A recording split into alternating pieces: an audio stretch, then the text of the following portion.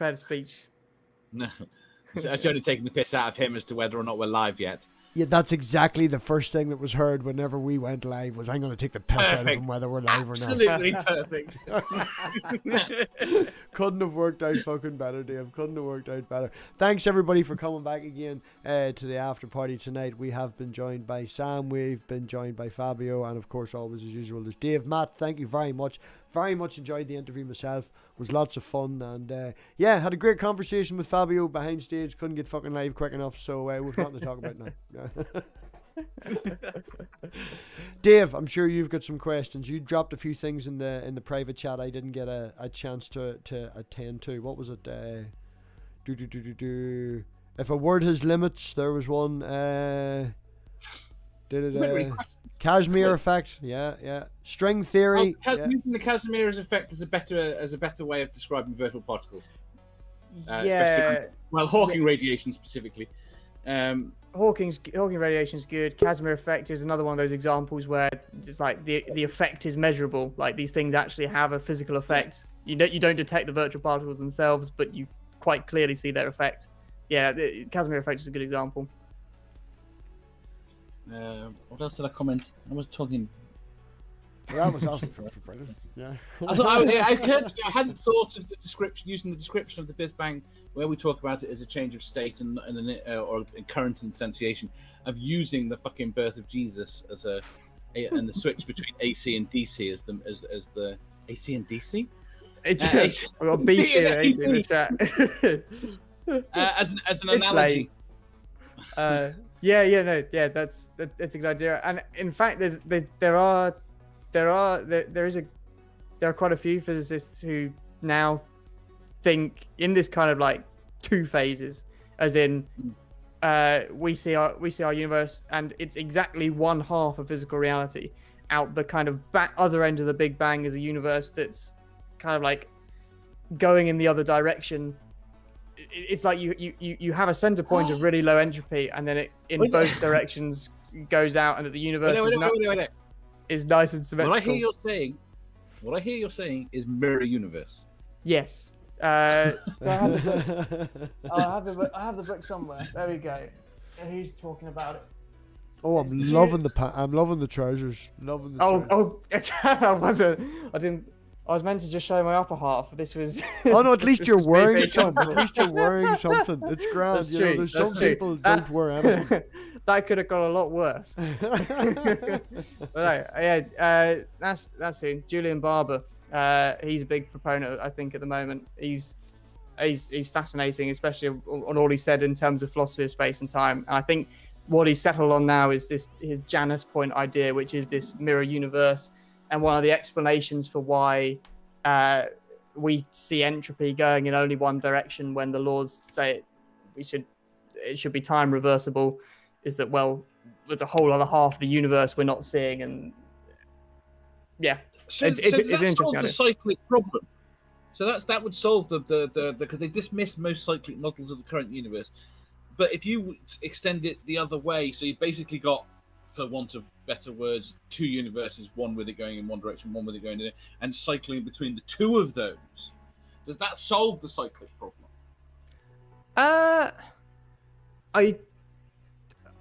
I'm not entirely sure, because I'm not entirely sure what the observational consequences. I'm not sure if the observational consequences of mirror universes have been very well worked out. But mirror universe, the kind of, I guess the big appeal of mirror universes, especially for Julian Barber, is that it's aimed at solving the entropy problem. It's a theory that at its heart, one of the things it's trying to do is to solve the initial entropy problem. And so that's the target. That's the thing that's the problem it's trying to solve. That's its target. And so, yeah, I'm not entirely sure what you're referring to as a cyclic problem. Do you mean that if you have cyclic universes, you should still expect the entropy to decrease?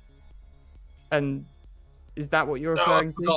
Unfortunately, my memory does not fit with my knowledge, so I can't remember. I just remember there was a problem. Yeah, one of the problems with the naive idea of cyclic universes was that with each cycle, the universe ends up getting larger or something like that. But it's something I can't remember exactly. But because you still have to have entropy increasing, and that applies even after each recollapse, you end up with a universe that cycles but gets larger and larger, or smaller and smaller. I think it's larger and larger. I can't remember, but yeah, there was a problem with entropy in cyclic universes. I'm not sure if current models have maybe fixed that, but the mirror universe is definitely something that's aimed at the entropy problem.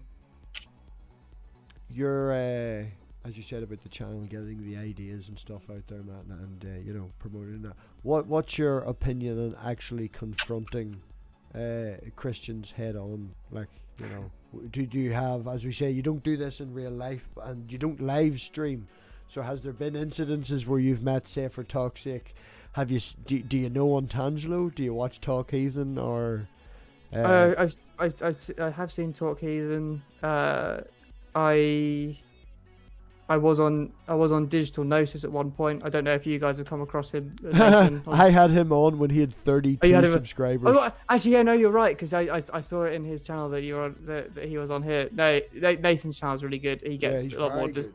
He gets discussions going. So I think, yeah, certainly for the moment, I'd just been concentrating on content and edited videos, but more recently, I think with the subscribers and followers I have now, I've got slightly more of an audience, and it's been easier to collaborate and get invites onto stuff.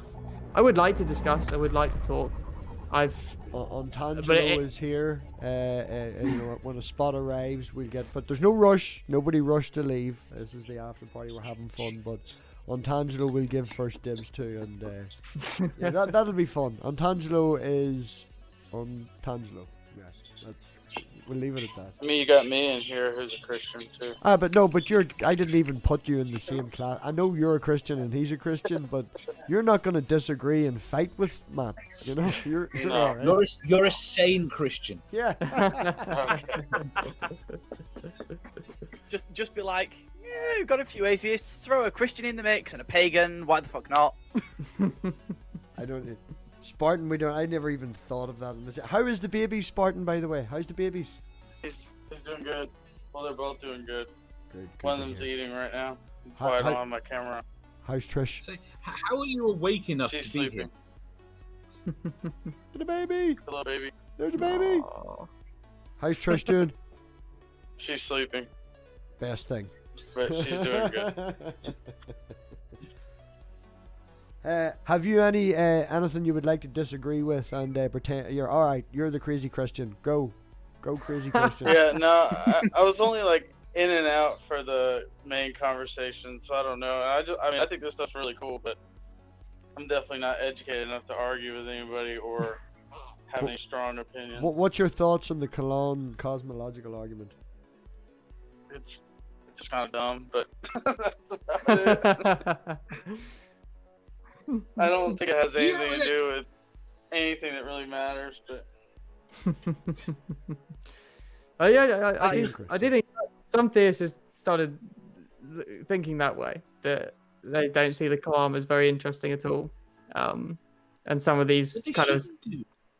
I mean, I agree they shouldn't, but I guess the problem is they're lying.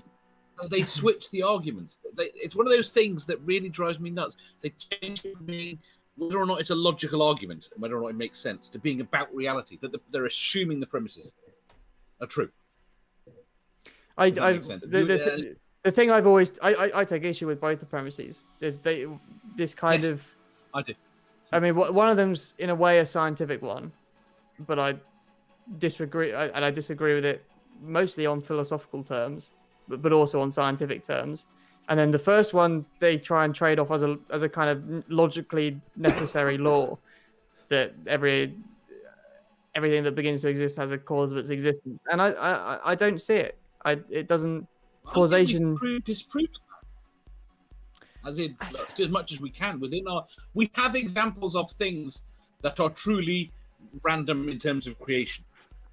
Yeah, particles that we can in no way find any ability to predict their coming into existence. Yeah, this is one of the big things. There's a way that people kind of get around it by editing what exactly they mean by causation. But if you define if a cause is sufficient to bring about its effect, then we know that causation in that sense isn't. It's disproved as far as we can tell, because the radioactive decay of a nucleus, there's no sufficient cause. There's nothing you could do that would 100% cause the nucleus to decay. The decay is fundamentally random. There are things you can do to increase the probability, or you can just have a larger ensemble of particles, and you can make quantitative predictions about how many of them decay. But there's absolutely nothing you can do to a nucleus that will make it decay. And so you've got to affect its decay without any sufficient cause. I think that I think that you can argue for causation if you want to say there's some underlying principle that causes perceived randomness, but that is then entirely hypothetical. So the best the Kalam gets you is, given certain presumptions, maybe. And then you've kind of got a different idea of causation. Then, if you're appealing to some kind of abstract principle, I think you've got causation. You've got causation by abstract principles, which is a lot of theists kind of disagree with, because it's this kind of idea that what breathes fire into mathematics. They say that mathematics doesn't cause anything to happen, and so if you've got this abstract principle, I think theists would probably try and say wouldn't really accept that. They'd say that their principles don't cause anything. Mathematical abstract principles don't have causal power. So I will let it be known that I am the polytheist in the room. Ah. So I am. You don't follow the Kalam, though, do you? I understand most theists disagree with me here, but the Kalam is a dumb argument because the best it gets you is a maybe. I think the additional arguments which are put on the end to try and get to monotheism are certainly the weakest parts of it, and the rest of it's fairly weak. You can hold to some true stochasticism with any sort of energy system in it, or even a structure such that you have negative and positive energy in opposite directions. And you can have loads of different ways you can form a structure that allows you to have something completely atheistic that fits the Kalam, even if you agree with the premises. So it's a next to useless argument. And this pisses a lot of people off, but that's the thing. And the other thing about the Kalam is a lot of people try and use it to get to a single entity, but that's not how Occam's razor works. No, I basically agree with that.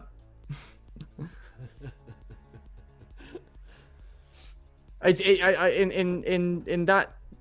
that vein, I found each argument on its own, something like Kalam, something like fine tuning, each of those arguments on their own, getting to a monotheistic God is a very ad hoc conclusion.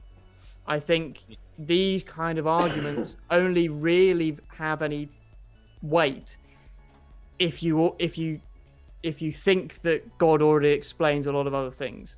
A good explanation is one that ties together as a wide variety of apparently disconnected phenomena and explains them. That's what scientific explanation is, and that's what, if God existed and if God were a good explanation, that's what the existence of a God would do. It would make sense of a wide variety of things that appear disconnected. And if you already think that God exists and think that he explains a lot, then these individual arguments may be quite convincing, because then God isn't just an ad hoc hypothesis, it's adding another phenomenon that God explains. And so the number of distinct features that God explains gets even larger and God becomes a better explanation. But each argument on its own, a monotheistic God is really is very ad hoc. It's just proposing another entity, and the proposed explanation is simply that this entity has the required properties to bring about what you want. That's as far as the explanation goes. Do you think these arguments are... the people we tend to encounter on a day-to-day basis tend to be apologists and people that work off the back of apologists. And they aren't using the arguments to try and convince non-believers that a God exists. These are arguments that are meant to reassure believers that they're in the right and that they shouldn't, and the crazy people that believe in science over there are the ones that are nuts. Do you think these arguments have always been that way? Or do you think there was actual genuine trying to search for some sort of truth in them? No, I think, I personally think that, especially something like the design argument, I think the design argument now is completely irrelevant because we have an explanation for design in biology, and it's that there isn't any design. We have a very good understanding of the mechanisms that can produce complex biological life, and we realize that the illusion of design is exactly that. It's an illusion. That makes me angry again. But I think you could have design, you could have invention there. Yeah, Justify faith in intervention. I don't think it's a good thing, but I think you could justify having a faith that a god had intervened to make intelligent life on an evolutionary process. I don't think it's a good explanation. True, but what I think these arguments kind of made, I think they made a much better case before, when there didn't seem to be anything capable of explaining the complex structures in biology, and things did seem to have a purpose and a teleological explanation. So I think originally a lot of these arguments were actually fair, if you were in those times, fairly convincing. There didn't seem to be anything. They made good points. As far as you knew back in those times, there weren't lots of reasons to distrust the premises. But I think certainly in the modern day now, these premises are very suspect. They're too vague. They're not quantitative. They rely on kind of vague intuitions. They're not good premises anymore. But I think these arguments, when they were originally formulated, were solid points to make. Yeah, I think that I can see two ways you can try and use a design argument, but they are, again, ways which most theists probably don't like. It bugs me if we go Pascal's wager. I don't necessarily discuss it. It's nuts. But what I don't understand is why anyone sees it as a valid argument now. Oh, I didn't even understand it at the time. Someone like Pascal. What about other religions? Dave, you just became a member. Yeah. You've just been a member for 6 months now. Woo! Nice.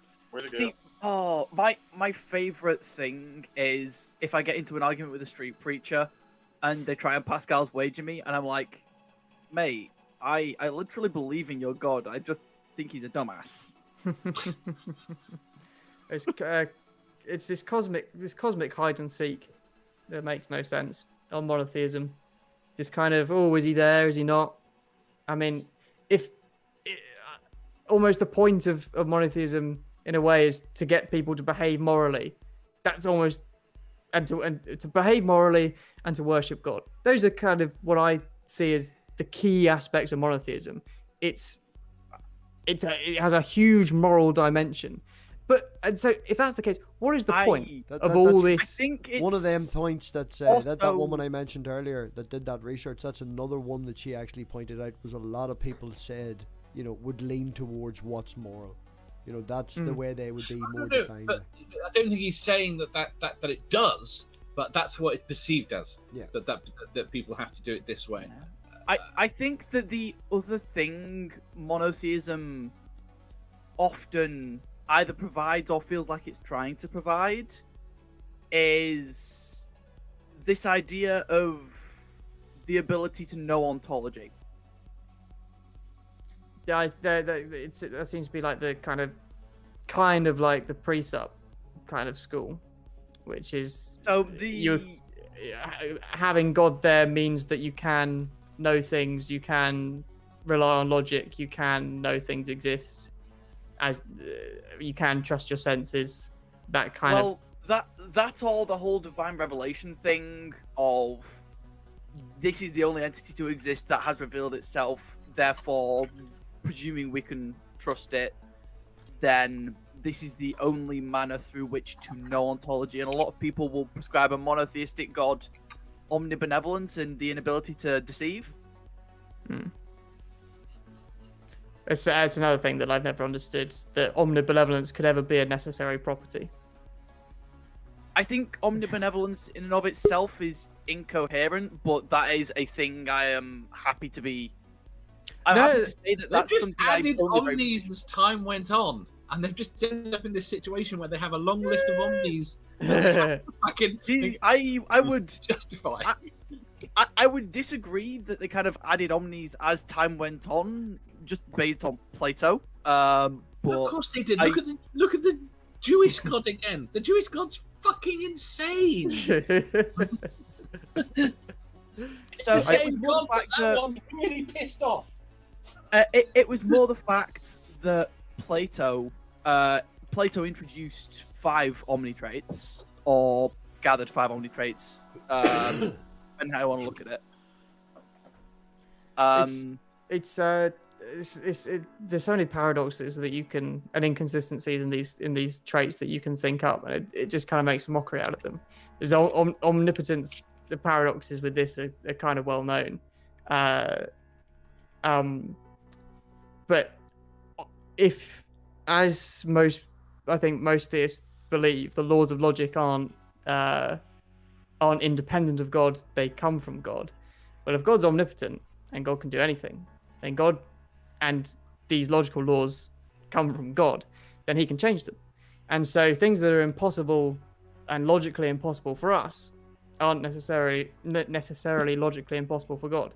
And in that sense, that makes a complete mockery of kind of the Leibnizian idea that this is the best of all possible worlds. Because even if this is the best of all possible worlds, God can change what's possible.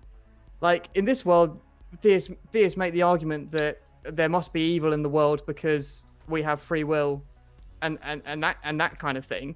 But God can change what's possible. God is omnipotent. God could shift the laws of logic, and so even if it's impossible given the laws of logic we currently have, God could make a world in which there was no suffering, all his aims were achieved, and everyone went to heaven.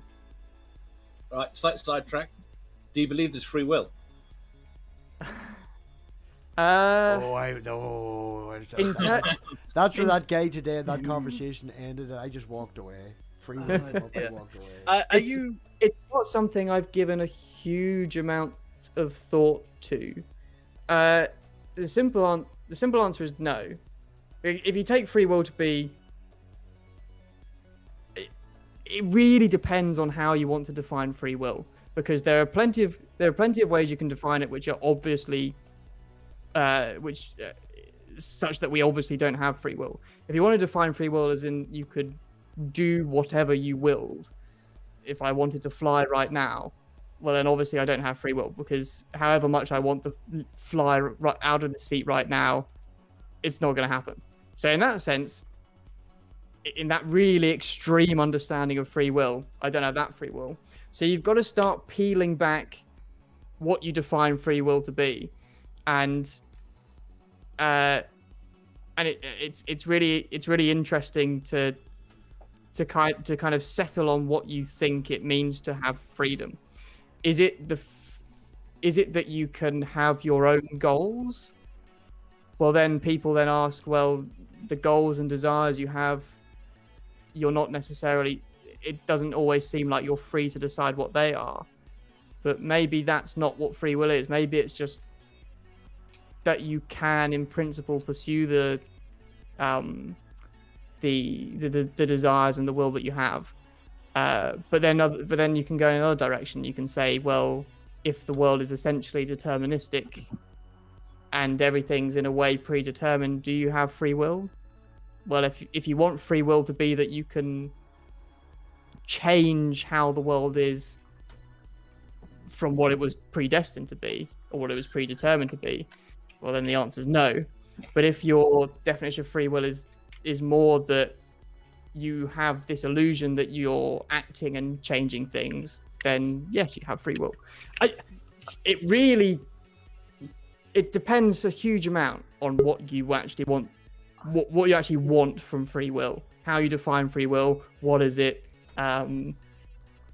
because some ways you'll define it are obviously prohibited by physics and biology, and other ways you define it don't feel like free will anymore, but we do have them, and it's trying to find a middle ground.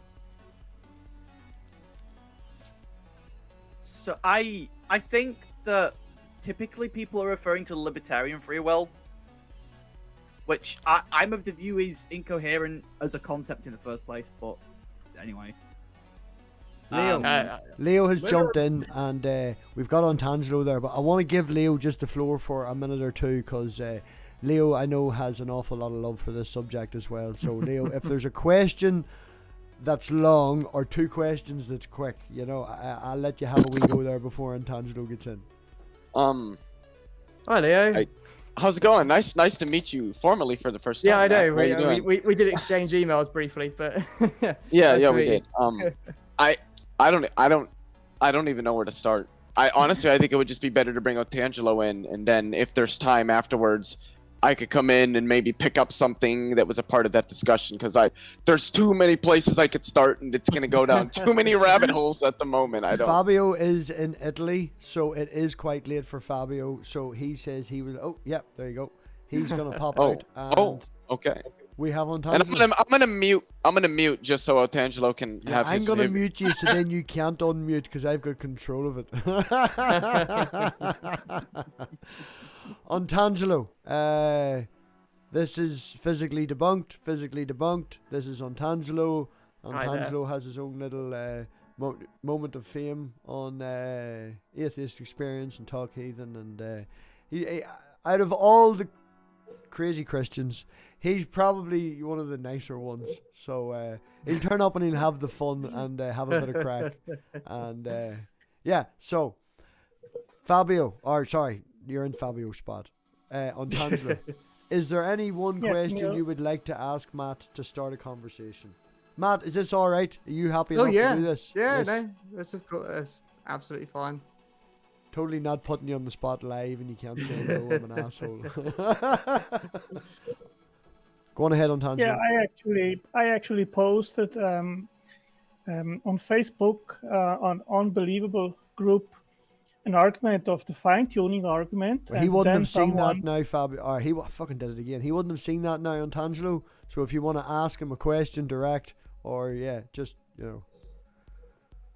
Yes, I made a response video to your video on YouTube about the fine-tuning of the universe. I can leave my email address in the side chat, and I can send you the response, and then you can eventually address it. But not to lose much time, you know that the four fundamental forces of the universe, they are finely tuned to permit stable atoms and consequently molecules, the periodic table, and life to emerge on the universe. And if these forces would be just a little bit different, then we know the universe would be void of stable atoms.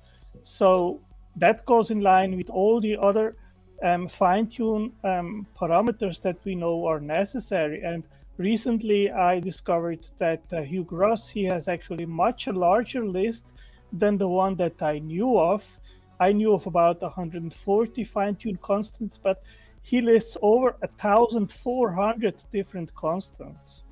So basically you have three possible explanations. One is a multiverse, and there are many different constants, and ours is the lucky one which permits life. Then you have physical necessity, that there couldn't be any other universe which would not be life hosting. and the third option is design. So, what do you think is the best alternative and why? Well, I'm certainly likely to go for the first two, but it's so. I prefer to say that these things appear fine-tuned, as opposed to are actually fine-tuned, because although we call these things constants, we don't really have any idea what they actually are. They're just parameters in the most fundamental theory that we have that aren't predicted by the theory itself. The only access we have to them is through experiment. And it is true, and I think it has been established, that if you were to change the values of these constants, the emergence of complex life seems very, very unlikely. And this is the actually scientific work that's been done by people like Tegmark, Barnes, Rees, and all sorts. And so I think it is an established scientific fact that if you change the values of these constants, then you'd end up with a universe that wasn't life permitting. What I disagree with is that this necessarily constitutes fine tuning, because we don't know where these values come from. We don't know if they could have been another way. So I guess if you want to put it into kind of the kind of simplistic categories that you mentioned, my first reaction is to go for that at least some of them are necessary in some sense, that a lot of these parameters we believe will be derivable from some higher energy theory, and that the values that they take are the ones that can be derived necessarily from some higher energy physical theory. So this appears in things like supersymmetry, the kind of the nice balanced ratios of the forces. In schemes like supersymmetry, you can get these coupling constants. The ratios in which they occur are fully predicted, they're fully predicted by the theory, and their values are fixed. So this is probably the case for at least some of the parameters that you mentioned. Maybe not all of them, but at least some of them are almost certainly going to be derivable from some higher theory. But it's hypothetical, but that's the way That it could be. is. Yeah, go on. I think the way can I that's answer to framed that? as well is also. Sam, just let to- Untangelo answer sorry, that just for a wee second there, yeah. Okay, I did put in the side chat an article which I just investigated. Could the laws of physics change, or are they bound to physical necessity? That And there sounds is a like you science completely paper. ignored what he Can said. I finish, please? Can I finish, please? And Mark Lange, could the laws of nature change? That's a science paper from January 2008. And he says, as the universe cooled after the Big Bang, symmetries were spontaneously broken, phase transitions took place, and these continuous changes occurred in the values of the various physical parameters, in the strength of certain fundamental interactions, or in the masses of certain species of particles. So that science paper actually says that these constant parameters could change, and therefore, since they could change, it raises the question: why have they the values that they have in order to permit stable atoms? And Sorry, in the end, Tangelo, Just let him butt in there and Tangelo and give him a wee response there. I didn't see where in what you just quoted it suggested that they could have taken different values. Wait, what that seemed to me to just describe was the symmetry breaking process where these constants arise, which is what I was describing in terms of supersymmetry. What you have is, we're not very, supersymmetry doesn't seem as plausible anymore, but the way supersymmetry would have explained the values of some of these parameters is you have this high symmetry group, this supersymmetry, which describes things at higher energies, and it's the breaking of this symmetry that is how you end up with the forces that you do, and with the coupling constants and their ratios that you do. I don't that seemed to me to be what you're describing, and that's what I agree with. I didn't get the impression that from what you said, I don't see where that implied that these constants could have taken other values. Well, I mean, even Paul Davies says that he doesn't see any reason why, for example, the mass of a proton, which is precisely 1,830 times heavier than an electron, why that couldn't have another mass. And if it wouldn't be precisely that relationship, there would be no stable atoms and no life in the universe. And I mean, in a colloquial sense or as an analogy, I could say, I mean, if you decide to give some strength to your muscles, I mean, you can will to have put more strength or less strength into these forces. And I mean, as an analogy here, why should or could these forces which are interacting not be different? I don't see any physical reason why they should have precisely the forces that they have, and also why they are stable across the entire universe. I mean, there has to be something which secures these forces to be stable as they are. I mean, they know that there are very, very slight variations, but in a general sense, we can say that these physical constants, and the laws of physics, they are stable across the entire universe, and that demands an explanation. Well, it's I agree in the sense that there should be a reason for why the constants take the value they do, but that physics as we know it, these parameters are just constants that are put into the theories because that's as far as physics has got. They're just free parameters because we don't have any higher physical theory that predicts their values. It doesn't entail anything about whether they could have changed or not.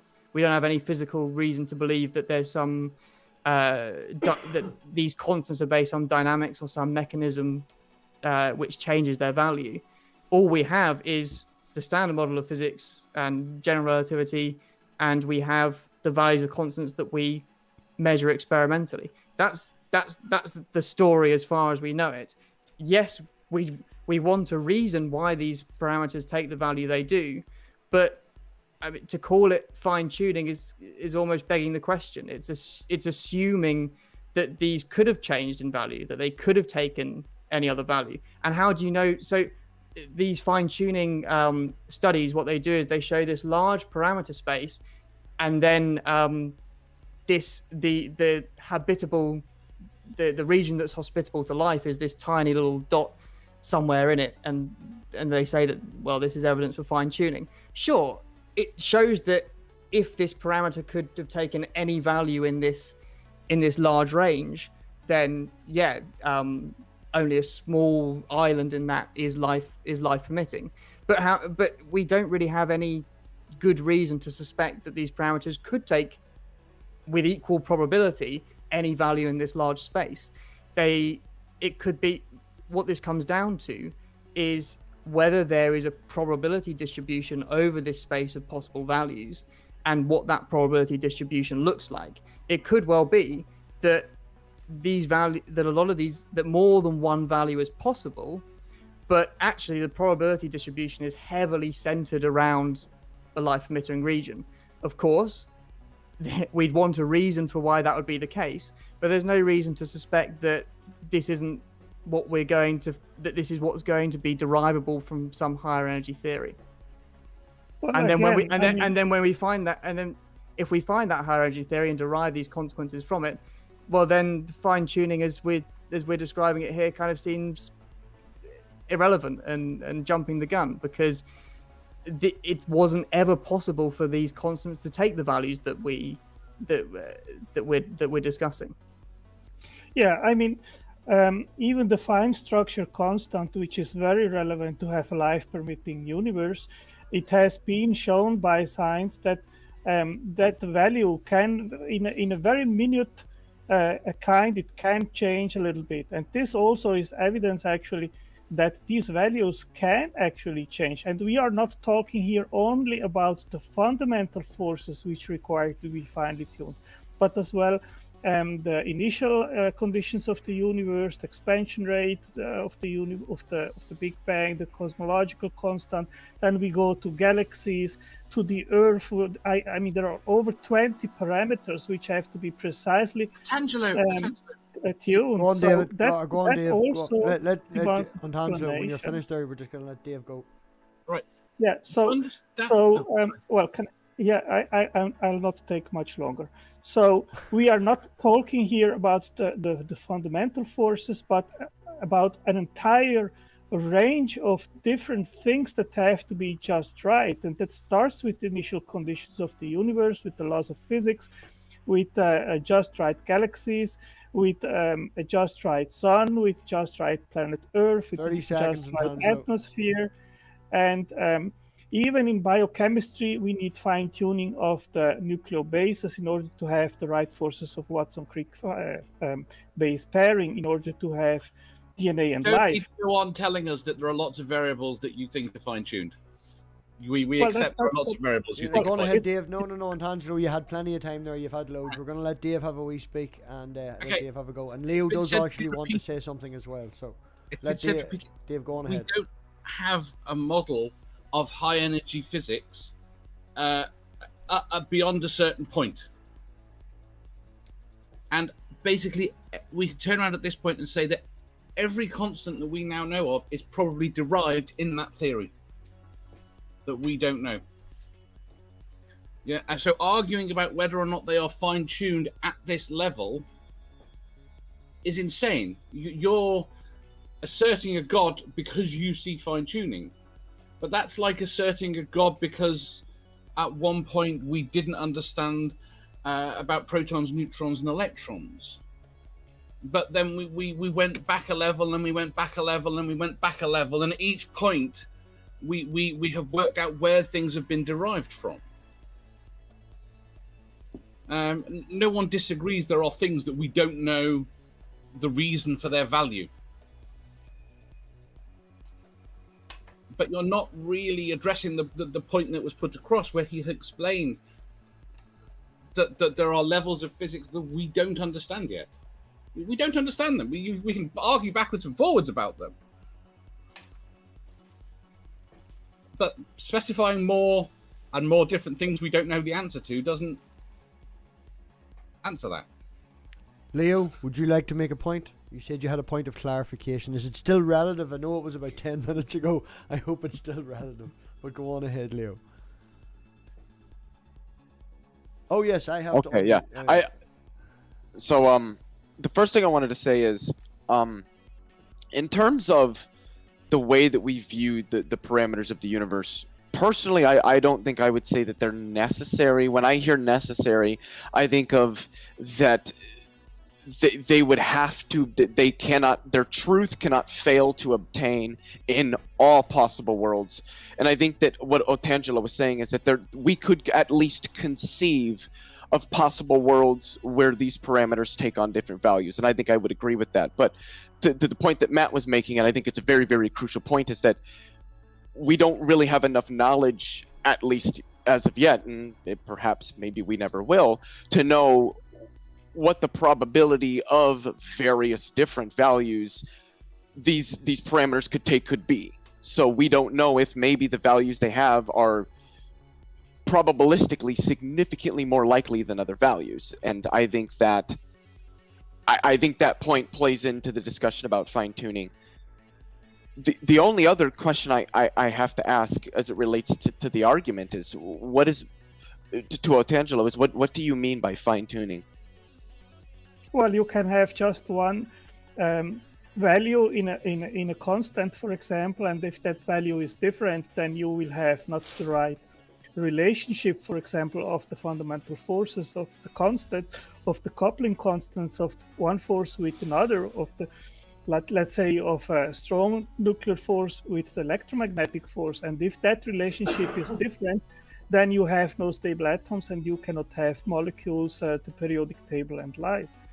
So, just really quickly, that seems to imply that life is somehow privileged in reality. Do we have any evidence to indicate that life is is in some sense objectively privileged in reality, Check because your I don't privilege think at that the we door. do. Check your privilege at the door. Well, the thing is that our universe is extremely unlikely to be the way it is. Can I? That's where I'll interject. So, Why? He's gonna tell you, Dave. Shush.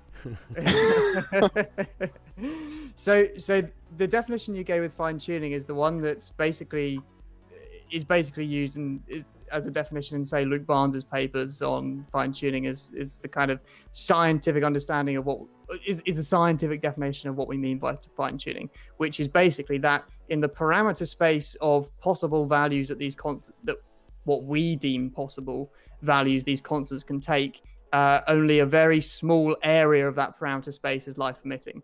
And in that sense, that quite bare sense of fine tuning, that does, I think, that has been quite conclusively shown to be the case by the studies that have been done in fine tuning by people like Barnes and Rees and Tegmark and so on.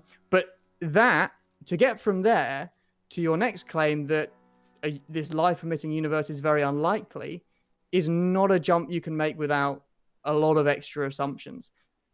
Mainly being you need to know what the probability distribution is over this parameter space to be able to say that a life emitting universe is unlikely. The merely the small region of space doesn't have anything to do with probability necessarily.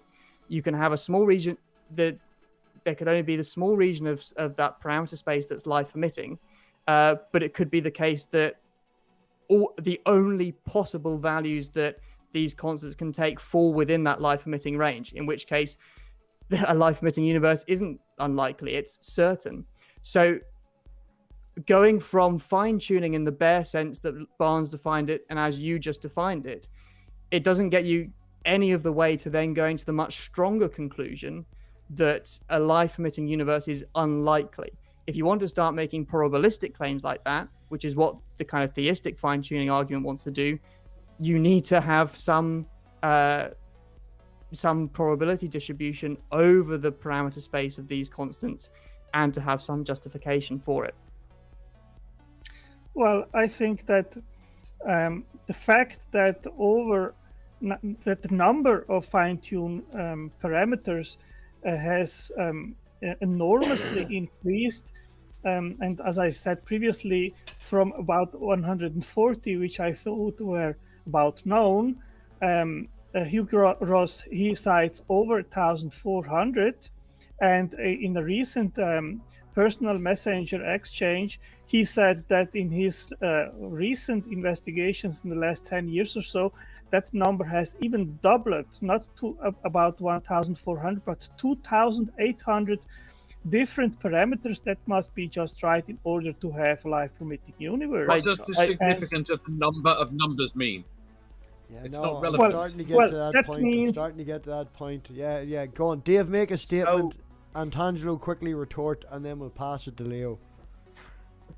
I So- don't have a statement. That's it. What All right. number of numbers matter? Yeah, so I mean, the more fine-tuned parameters are necessary, the more unlikely it becomes that the universe... You're jumping to probability, and you've got no bridge from these parameters to probability unless you want to just put a probability distribution over these parameter space and justify it, which, as far as I'm aware, has not been done. Dave, you did your bit. Leo, your turn. So, when I hear the term fine tuning, and Matt is right that the definition that Otangelo gave aligns with what Luke Barnes, who I do respect. I think his work is really good, especially in terms of this argument. I think he is to the fine tuning argument what Dr. Craig is to the Kalam, but it seems to me that the definition that simplified of a definition, I'm going to use that term. It's simplified because when you use that definition, it seems to me that you can just the life permitting seems to be arbitrary. What if we wanted to permit something else? What about something that itself requires life? Then the parameters are even narrower. So it seems to me that there's even more evidence that the universe would be finely tuned for that. But I don't think anybody would make that argument. So that seems to trivialize what fine tuning means to just how many parameters you need to be within some precise value to get some outcome. When I think of fine tuning, what I think of is some adjustment or specification in the parameters defining some system such that some desired outcome arises. And it seems to me that the more parameters and the more precisely you define those parameters for some intended outcome, you intrinsically reduce the probability of that outcome, which seems to work against the entire concept of fine tuning. If you wanted a system finely tuned for some outcome, I would presume that the system would require very little parameters to produce this, and thus you would see this thing efficiently and effectively produce the outcome that is desired. The second point to this is that it seems to me that fine-tuning intrinsically contains the concept of desire. There is some outcome that is desired, which means that there's an intention there. And when one can say, personally, I don't think, at least philosophically or metaphysically, one can detach intention from the concept of fine-tuning. I think that's analytically contained within what the term fine-tuning means. And when you consider that, I'm willing to have that debate, by the way, when you consider that, it seems to me that the fine-tuning argument fundamentally reduces to a circular argument that is affirming the consequent. Boom. So Just lift your hand up and do that, Leo. Mic drop. so shall I answer to that? You can try. You can try. Yeah. Not I in was my gonna room, say don't give it ask a me. go. Well, of course, fine-tuning is not something which some theologists came up. That is something which has been discovered by physicists which have investigated these things. So we are dealing here with the scientific fact, which demands explanation. And I repeat, the number of things which must be just right in order to have life here on Earth, that number is just increasing. And of course, if you have something which is simple and doesn't work, then it is meaningless. And God cannot. He is omnipotent, but that doesn't mean that he can do anything. That doesn't mean that he can create a square circle, for example, or that he can tell the truth and lie at the same time. So he is bound to the laws of logic and to certain things. So he can do what is possible, but he cannot do anything, even illogical things. And that means if the universe requires to be finely tuned to permit life, then God cannot create a universe which is not fine-tuned and then will permit life anyway. So I think that the fine-tune argument is a very, very powerful in my view, one of the most powerful arguments for actually God's existence, which did set up that universe like a clock, which is like a watch. I mean, I get your point. What we're going to do is we're going to give Sam the floor and let Sam make a wee statement, and then Rib's in the background. We're going to let Rib come in, ask a question. I'm sure Matt is down to go. So, yeah, we're going to do that as quickly as possible and round up. We're going 56 minutes. We've got 4.5 minutes, and then it's an hour. That's what he promised us. So, Sam, make your statement real quick. Yes. So, I think that the big problem with fine-tuning arguments generally is a structural one, because we exist in this universe. We cannot observe other universes. We have no data to go off to know the nature of fundamental constants, or even if the ones we think are fundamental are. And because we don't have this information, it doesn't necessarily look like it, but it's a bit of an argument from ignorance to say, well, why couldn't it be? Well, true, but why could it be? And so if you want to make that point, you can, and that's valid, but then you have to take a true agnosticism stance. And if you're truly agnostic on a fine-tuning argument, then the fine-tuning argument ceases to perform its function. The same way I think the Kalam ceases to perform its function, even though I can say, yeah, maybe. Yeah, you're totally right. It's the point I was going to get to very quickly. Shut up a minute. Shut up a minute, Dave. Thank you very much, Sam, for making your point. Thank you. I'm going to swap you out and let Rib come in for a wee minute. So Bye, appreciate Sam. that. Thank you. Go on ahead, Dave. Is how do you justify comparing it to multiverse? Comrade. How do you justify it better or worse? A god better or worse than multiverse? Well, it's you're asking me. Yes. Well, first of all, a multiverse would be physical. It would be subject to change. It would have to be in time, and so you would have the problem of either that multiverse also would have a beginning, therefore a cause. It would require a multiverse generator, which itself would have to be also finely tuned. And if you state that multiverse is eternal back in the past, then you would have an eternal regress, which would not permit you to come to actualize this present moment in It's okay. time. You've ended up at special pleading. That's fine. Let Rib go. Rib, is your question for Matt or Antangelo? On Tangelo, Right, well then, if your question's for Antangelo, what I'm going to do is I'm going to give it over to Matt for 1 wee minute and let Matt do his wee bit, because it's getting to that point. I don't want to keep the man any longer than this is too. And I know I great. sprung on Tangelo on him. So, Matt, the floor is yours. No, this is great. I'd be happy to continue. So one thing that caught my attention was you were saying that these constants the number of them are getting larger, and that more and more are being found. And you cited Hugh Ross's list of values and constants. I did take a look at this myself because I was interested. I took a look at it a while ago, and what I thought of them was that he's listed lots of parameters that are even questionable whether they're related to life at all, and also a huge swathe of these parameters aren't even independent of one another. And especially if you, what we care about really in fine-tuning are these fundamental constants, because they determine everything. They determine all the higher level stuff in physics as we know it.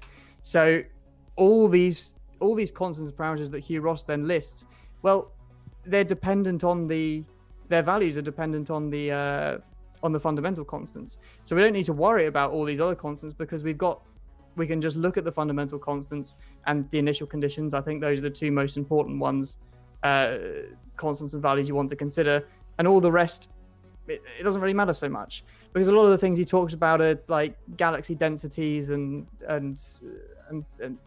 stars, lots of astrophysical stuff he talks about. And I mean, this varies from place to place in the universe. You can get galaxies with different densities, stars with different densities, all sorts of things. I mean, these aren't constants. These are values of things just in our solar system and in our galaxy. It's like, who cares that if the universe, as far as we can tell, appears infinite?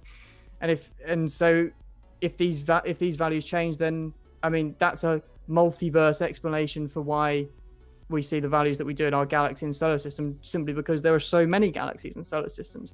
So the huge list that Hugh Ross actually proposes, the vast majority of them seem to me to miss the point entirely. There was another thing that you mentioned and Leo agreed with, which I find surprising, because I don't think I haven't been convinced by any arguments in favor of it. If God is bound by logical laws, then that suggests that there's something that exists independently of God, or that there is, or may not exist, but there is at least something independent of God. I think a lot of theists wouldn't like to take that view. I think one of the predominant lines of thought on this is that logical laws, moral laws, these kind of things come from God, and that Consistent, yeah.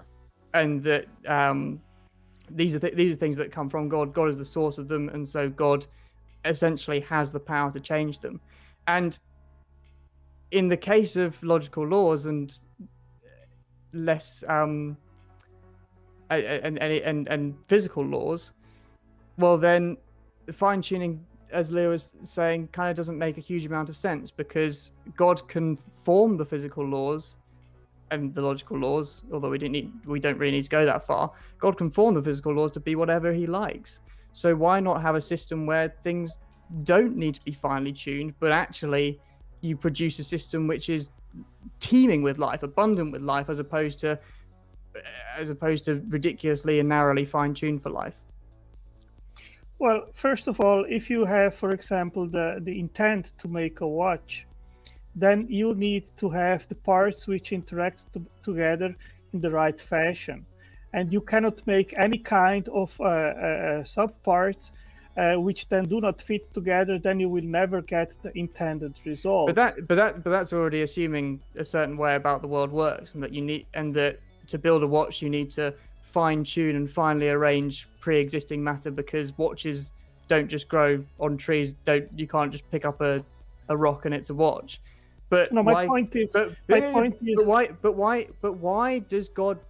why has God then created a universe in which biological life and complex life requires all these finely tuned parts and finely arranged parts, when he could create a world, with the watch analogy, in which you pick up something and it's a working watch? No, that's precisely my point. You cannot make a watch if you have the intent to make a watch with precise ability to measure time. Then it requires a certain configuration. It cannot be any kind of configuration. That's and the same. That's what I was saying. It's you. God could decree that any configuration could be a watch. That's what I exactly disagree with, Matt. He cannot do that because if you have an intended goal, then you have to you have some restrictions which you have to play with. You cannot make anything. But it's God. He's omnipotent, and the laws of logic and physics come from him. That is a misunderstanding of omnipotence, I think, Matt. As I said previously, I think he couldn't do. Yeah. I think I've got it. I interpret omnipotence in that particular way. I do know that theists will. That certainly there are theists that disagree with the way I've interpreted omnipotence. But the problem I think that those theists will have is that you end up with logical laws being something independent of God, which appears to be that there's something that seems very queer when God is supposed to be this kind of source, this kind of origin of reality. Well, I think that, for example, abstract numbers. 2 plus 2 is 4 independently if God exists or not. Now, you cannot conceptualize that if you don't have a mind actually to think about this. So let's suppose there would be absolutely nothing, no God, nothing, absolutely nothing. Would 2 plus 2 still be 4? I would say yes. So I would say that abstract numbers, they exist independently of God, but they can only be conceptualized if there is a mind. And that goes also with moral values. I don't think. I can see how then that applies to moral values. What I find interesting then is why require God at all? If you've already got the laws of logic and maths, the laws of physics that we currently understand are all mathematical in nature. To me, to me, then postulating the existence of a god, of a deity, seems like an unnecessary extra step. Why not say that if we have mathematics that pre-exist and exist independently, and everything that we know of essentially we can describe using this, why not reverse that order and think that actually logic is what's there, and logic and maths are what's there, and it's in virtue of that our universe exists, and God can just be sidestepped entirely. There is lacking a very important ingredient here, which is will. Abstract numbers, they do not stand in a causal relationship. They cannot cause something into existence. And so it goes with other abstract things which exist, let's say, in a hyperspace or something like that, but they cannot actually will to instantiate something. So I think that's why a mind is actually necessary. A mind doesn't require preconditional things in order to instantiate something. Like, for example, I can will to move my arm. I don't depend on a physical precondition in order to will and then to move my arm. And so I see it also with the state of affairs beyond the physical universe, where a conscious mind willed the universe into being using math and abstract concepts. It's not necessarily a popular or mainstream view, but as I was saying earlier in the discussion we had, Max Tegmark's mathematical universe has had quite a profound effect on my thinking. And while I won't say that, as I said, this isn't a common or accepted view, but for me, it makes sense to me that physical reality can just be a form of mathematics, and that the physical laws, everything that we physically perceive, is actually just a form of mathematics. And so that if to me that kind of makes sense. And so if you're saying that you think that maths and logic exist independently of God, then for me that's great, because to me I that signals to me that I can immediately sidestep God, and that even if you don't agree that physical objects are mathematical ones, I think they are, and my worldview gets off the ground. You've granted me the platform for my worldview. So let me ask you a key question here. Do you think that the number of the fine structure constant could be different? If you want me to talk about this very particular viewpoint, then the way I understand it is that everything that's mathematically consistent exists, and so it essentially ends up with a multiverse of any mathematical structure that's consistent. And so the fine structure constant, I mean, if you want to identify them across worlds, perhaps there's a way of doing that, but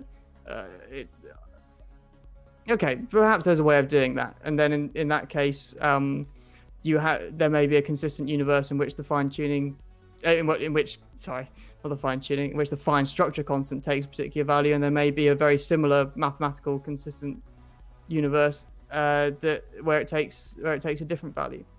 Well, again, the problem which I see is that mathematical numbers, they do not cause things into existence. Well, see, I don't. They simply are. You can conceptualize them to your mind. Aren't we?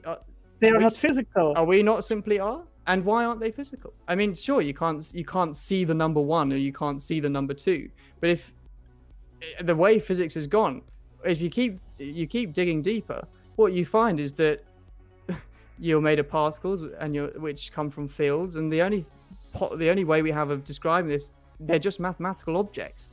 And sure, it is a leap. Exactly. They are just mathematical objects, but they are not physical. You have to explain also the physical forces and space and everything which is physical. It's certainly a leap to go from physical things can all be described by mathematics to then say that all physical things are mathematics. But I don't think it's a ridiculous leap. I think it is absolutely ridiculous, because we are talking about essentially two different things.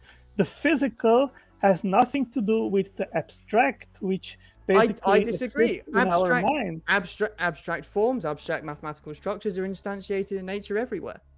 How can there not be a relationship between the two? Well, they exist based on mathematical laws, but these mathematical laws could be different, and if they would be different, then our universe wouldn't be the way it is, and probably there would be absolutely no universe whatsoever, because, as you know, even the expansion rate of the universe must be very, very precise, and also in relation with other constants, and if you don't have that, you have no universe whatsoever. But all you need is that there simply that our universe is a mathematically consistent structure, and there's no reason to doubt that at the minute. Perhaps there will be one day, and that would be a massive shock, and it would certainly be a killing blow to my worldview. But if you extrapolate from what we've currently done and say that our universe can be fully consistently described in a mathematical framework, then what's the problem? The problem you mentioned disappears, because if it's a consistent mathematical structure, and so it can exist. And Okay, so let me ask you, how do you go from a consistently mathematical structure to a low state of entropy at the initial, at the beginning of the universe, where there was very low entropy and everything condensed into the singularity? I have no idea. It will almost certainly depend on higher energy physics. That kind of thing is very much locked beyond the realms of physics that we haven't yet charted. You see, that is a big problem. You don't have an explanation. The second law also refutes. How is? I mean, sure, you could not have an explanation, but that's what science is. There are plenty of things we don't have explanations for, and that's probably how it will be for a very, very long time. It's not having an explanation isn't a problem for me. What would be a problem is if there was in principle no possible explanation for it. If there was in principle no possible explanation for low entropy, then sure, there's a major problem and something's got to change. But that's not the case. What we have with the low entropy initial condition, we have a mystery, but the one that can be in principle explained, we just don't know what the explanation is. So you put materialism in there, in that mystery, basically a materialism of the gaps? No. So could it be God then that did wind up the universe like a clock? I mean, sure, it's a possibility, but I don't think it's not one that I think is in any way suggested by what we know. And Why to not? me, well, we could go on at length about that. But more importantly, I think that, especially in that sense, God's an ad hoc hypothesis. It's an ad hoc. not. It's an ad hoc. No.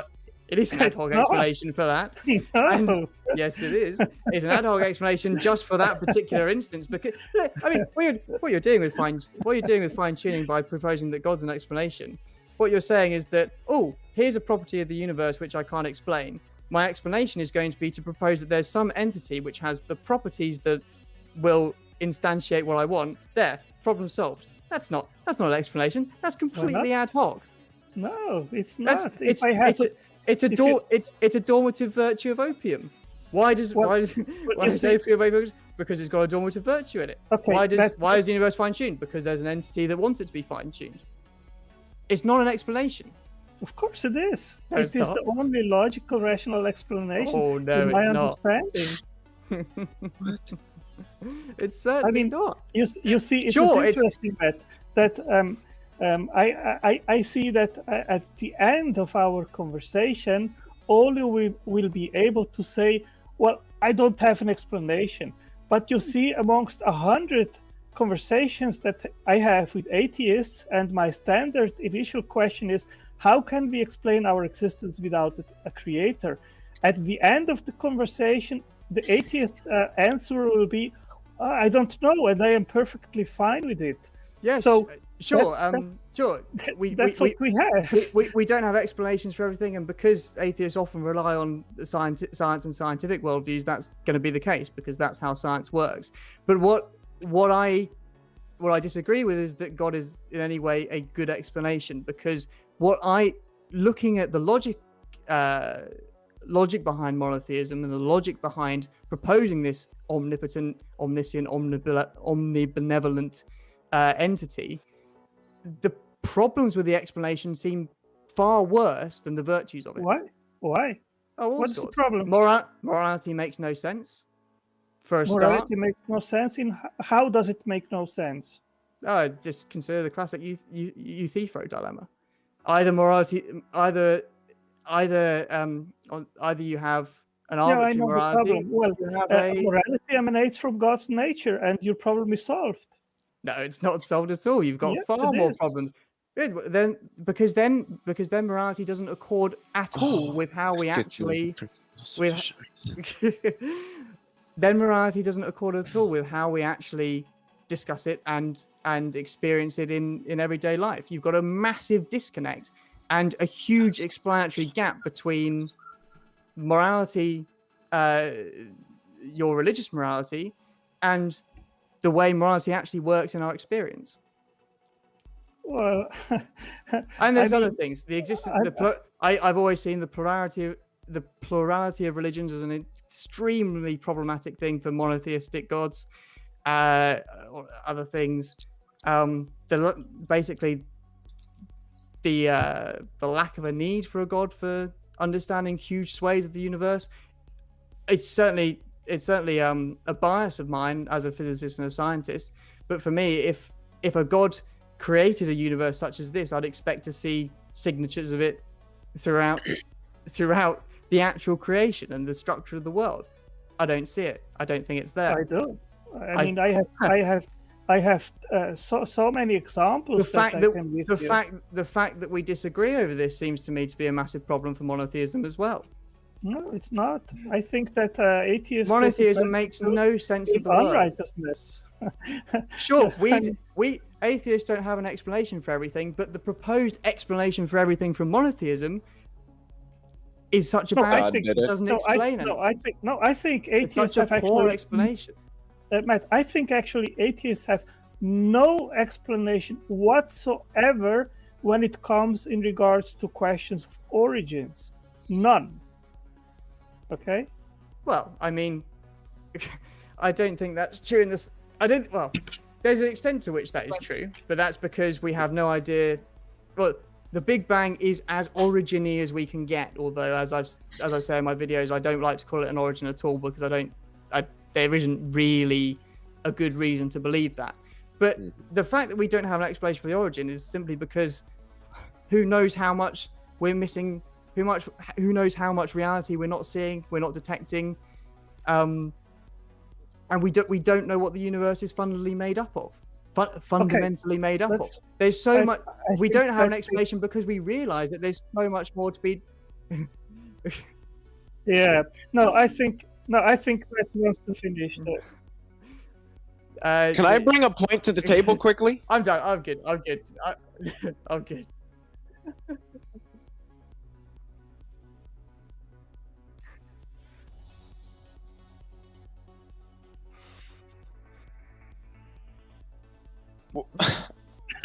I mean, it's true, but I wouldn't describe it that way. I think he's actually quite better than that. Anyway, I just so Otangelo, do you accept the principle of sufficient reason? Yeah. Matt, do you accept the principle of sufficient reason? That's one I've flitted around on. I'll go with yes. I would say no. I do not accept the principle of sufficient reason. I don't think that there are things that I don't think it's a necessity that all things require sufficient explanations. So I think this discussion. I mean, both of you agree that all things need some sort of sufficient explanation for what they are and why they are. But as it relates to morality, if Otangelo accepts the principle of sufficient reason, then he needs to explain why God chose the moral system that he did. Can you tell me why that is? Oh yeah, that's a quick question. That's a I don't have, of course, explanations of all relevant questions. Same with us, but you're pressing that on us. You're pressing that you actually literally like 3.5 minutes ago said atheists don't have explanations for these things and implied. I'm sorry, MathPig, it's your channel. Go ahead. Oh, no. I was just something in my head. This is why I muted myself and people yapped that I was muted. Well, here is the difference. It was you and Matt literally. Hold on. I didn't really get to finish my point. It seems, and maybe I'm mistaken, but it seems that you're pressing us that there's something wrong with the fact that we don't have explanations for everything. But then when we ask you to explain certain things, you don't have explanations, and you make that quite clear. It's not necessarily saying there's something wrong with you saying, hey, look, I don't have an explanation. I would not say there's something wrong with that. There's not. The question is, why do you think there's something wrong when we say, hey, look, we just don't have an explanation for this yet?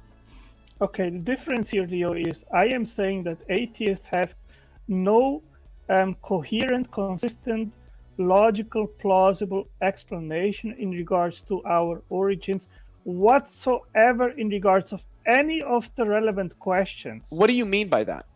Like when you say coherent, what do you mean? Like so just for the sake of the discussion, let's discuss origins of the universe. When you say there's no coherent explanations, do you mean that it has to be true, or are you speaking of things that might be true, but we don't know if they're true as long as they have some level of viability? What particularly do you mean? Okay, I think I'm open to discuss these topics. I think MathPig is waiting to end the stream, but there will be other opportunities where we can go through it. I mean, there are many topics that can be discussed in regards of that, and we can have these discussions. Fuck off. What? He was muted. I didn't realize. He said, But fuck there off. is one other question I had for Altangelo in regards to fine-tuning. Altangelo, do you believe that it is physically possible for the natural world to develop life and have life evolve through natural mechanisms alone with no other influences? No. So it's not possible for the natural world to... I don't want to use the word create because we're talking about the natural world. That's why I use the word understand develop. what you mean. Yeah. So it's under your view, it's not at least physically possible for the natural world. Okay. Yes. So my question would be, in what sense then is the natural world finely tuned for life if it can't even develop it? Because God created the conditions in order to have a life-permitting universe, and then He created life. So you're saying something more along the lines of sustaining life rather than it being developed? He made both. He created it and He sustains it. He sustains the stability, the continuity, and everything which is necessary for it to develop. If God did not exist, in your view, could the natural world sustain life? Since it already, say God created life, but this is really, really contrived. It doesn't make sense, but it's just a hypothetical, so bear with me. Let's say God created life, but then somehow God stopped existing. Obviously, I understand why there's problems with that, but again, it's a hypothetical, so please just grant it for the sake of the discussion. Could the natural world that God created continue to sustain life, or would life eventually stop existing because God no longer exists? Well, the Bible is very clear on that, and it says that God sustains everything. That means that everything is dependent on His power. And that means that all the forces which are in operation in the universe, they have been instantiated by Him and they are secured by Him. Okay, so you would say that life would stop existing because the whole universe would stop existing if God somehow stopped existing, correct? Since everything, okay. Okay. But we essentially, as best as we can, we already have a reputation of that. There is no God is needed to sustain the universe. Once we know the mathematical frameworks which govern the way physical, chemical, and in some sense biological, in some definitely ways, biological.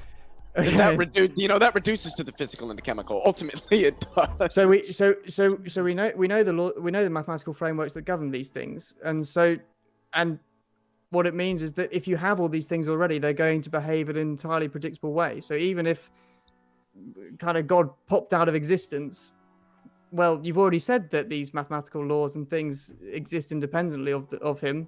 So surely then all the physical world would continue to obey this logic. Well, the problem is continue to exist. Well, the problem is that they don't have causal powers. They exist in the realm of the abstract, of the mental. You're talking about abstractions, right? But suppose that God didn't exist, and so God blipped out of existence, as Leo was saying, and then this somehow means that life cannot go on existing. That would mean that something of the way particles behave, the mathematics that describes them, something about that would have to give. Something would have to change, because otherwise it would keep on going. So something about that has to change, which surely means that violates these logical systems. No, there would be nothing anymore which secures them, and you have to have a force or power which not only instantiates them, but gives them stability. You said that maths exists independently, and if maths exists independently and it describes these physical processes, then even if God doesn't exist, well, if the physical process can't stop happening, otherwise that would violate these logical laws and mathematical laws that you say exist independently. Okay, so let me explain that to you. If there would be absolutely nothing, then there would also be no mind actually to understand these, like for example, that the formula 2 + 2 is 4. There would be no entity to actually conceptualize these things. So you need a mind actually for that. And the fact that we can discover the physical laws, that doesn't mean that they can simply exist on their own, and that then they can go into a causal relationship and then suddenly create forces and power. Sorry, then I'm really confused about in what way does math exist independently of God, which was what you said earlier. If I can't make sense of that earlier claim. Well, based on what in you're the saying same sense as I conceptualize in my mind a software program, and then I'm writing it down, and I create the hardware, and then I run that software, and it then runs the computer, and the computer becomes operational. In the same sense, God conceptualizes these mathematical laws, the constants, and then he instantiates them, and they become dependent on him. But in what sense are they independent? Sam, just let the I still don't see how they're independent. Well, as I said, the fact is that 2 + 2 is 4 independently. That state of affairs is true independently if a mind conceptualizes it or not. That is a brute fact. I don't know if I would agree with that. 2 + 2 = 4 seems to depend on the particular arithmetical or mathematical convention we use. That wouldn't have been true earlier in history when humans used had a different base for their system. Currently, we use a base 10 system, and in a base 10 system, 2 + 2 would equal 4. But in a system of a different base, that wouldn't necessarily be true. Which seems to indicate that mathematics is merely an abstract convention of humans and doesn't exist independently of them. Matt, Matt happened to be very lucky and be in Portugal whenever the UK changed the law. So he went out to Portugal thinking that he could come home and go back to school and work. And while he was in Portugal, the UK went, go fuck yourself. We've now changed their status. So when you come home, you have to do 10 days of quarantine. There we go. There's my, I'm quarantining at the moment. And then on the table back there, you can see my tests that I paid hundreds of pounds to do. But you're up for another wee while, Matt. You're having fun, enjoying yourself. Yeah, I'm good. I'm Perfect. good. I am thinking I might be moving. We might move it. It doesn't matter to anybody here. Everybody here can keep talking. But for the people in the live chat, I keep the crack going. If you're buzzing and we're having fun, we'll keep it going. Just let me know if you get bored. We'll stop. But as far as it seems here, we're all having fun. Yeah. I did have one quick question for Matt, if I may. You don't have to answer this. Where are you receiving your PhD from? I'm at Queen Mary's in London. Okay. Why did I think you were going to Oxford? So people don't stalk you. I did my undergrad and masters at Oxford. Oh, okay. What are you studying? That would be why. So I did a bachelor's in physics and philosophy, master's in mathematics and theoretical physics, and at the moment it's early universe cosmology with PhD. Yeah, well, a big problem, Matt, which I see is the fact that if you remove an intelligence at the bottom of reality, which instantiates and secures everything, then you remove basically the one entity that we know that is capable to visualize, conceptualize goals, and then to instantiate them by selecting what is required to have that instantiation. And what I see all through nature is that this is required, and it starts actually with the laws of physics. It goes to the fine-tuning, it goes to the conditions of the earth, the origin of life, which requires a huge amount of information, and the entire information system has to be instantiated in order for you to kickstart life. And biochemistry as well is finely tuned, that like the nucleobases, which I mentioned before. And if you remove a mind, there is simply no selection mechanism around to select what is necessary. Even in regards of the molecules, we need a specific set of complex molecules to instantiate life, and that was not around prebiotically. How do you select amongst hundreds and hundreds of amino acids those which are required and used in life? I mean, you can of course say, well, maybe wind and weather and so forth, but I mean, this is, in my understanding, not an adequate explanation. Well, no, that wouldn't be an adequate explanation, but that's why we don't use it. The necessity is post hoc. It's these the way you get these. Let's take the amino acids. I know that it's at least an ongoing research area into how exactly proteins and amino acids fold and are generated and things like this. But I mean, it's a scientific problem. It's not a theological one. It's not really a philosophical one. But around science is also a philosophical circle. I think since you study philosophy, you know that we have scientific evidence, and then what do we make of that evidence, of course, is a philosophical discourse, and try to understand where these things came from. True, and of course, but theology comes in too. True, but for many systems in the world, chemistry, for example, when you say that a lot of these things are fine-tuned, well, there are things that are kind of exact. Things like, for example, the Hoyle resonance. It was predicted based on the fact that it needed to be there in the carbon atom for life to exist. So things can appear finely tuned when you look at them like that. But all these things, all the chemistry and biology from that, they depend on. They're not independent. They're not totally independent. They depend on what the constitution of the world is at a more fundamental level. And what you can see from science and building mathematical frameworks from what we observe in the world, what we can see is how the macro structures and properties of atoms, properties of biological systems, how they arise necessarily from the underlying laws. And so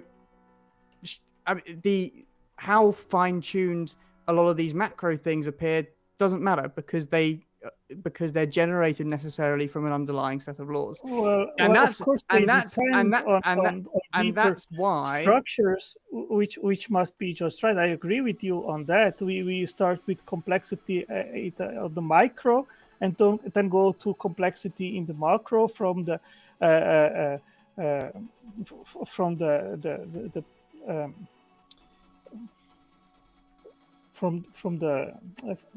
subparticles of the atoms, which must be right. The quarks.